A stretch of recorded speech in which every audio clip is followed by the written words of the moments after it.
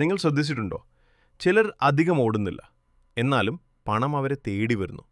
മറ്റു ചിലർ രാവും പകലും കഷ്ടപ്പെടുന്നു, എന്നിട്ടും സമ്പത്ത് അകലെയായി നിൽക്കുന്നു. കാരണം പരിശ്രമത്തിന്റെ കുറവല്ല, ചിന്തയുടെ ദിശയാണ്.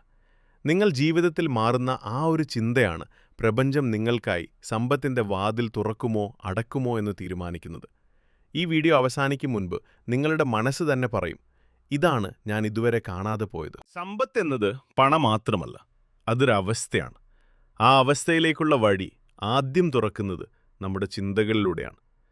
നിങ്ങൾ സ്വയം ദരിദ്രനായി ചിന്തിച്ചാൽ പ്രപഞ്ചം നിങ്ങളെ അതിലേക്കാണ് നയിക്കുക. നിങ്ങൾ സ്വയം മൂല്യമുള്ളവനായി ചിന്തിച്ചാൽ അവസരങ്ങൾ നിങ്ങളെ തേടി വരും.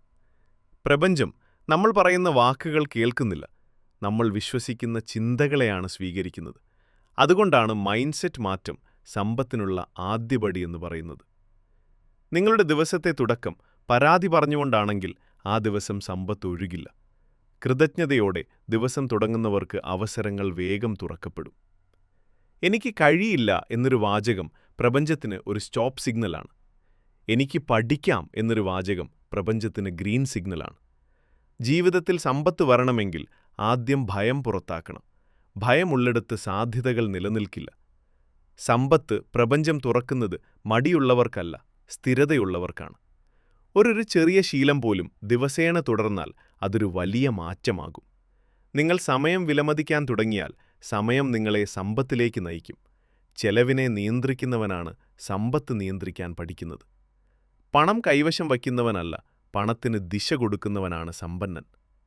ജീവിതത്തിൽ മാറ്റം വരുത്തണമെങ്കിൽ ആദ്യം പരിസരം മാറ്റണം. എപ്പോഴും നെഗറ്റീവ് സംസാരിക്കുന്നവരിൽ നിന്ന് അകലുക.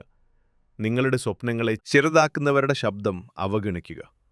പഠിക്കാൻ തയ്യാറുള്ള മനസ്സ് സമ്പത്തിനുള്ള വാതിലാണ്.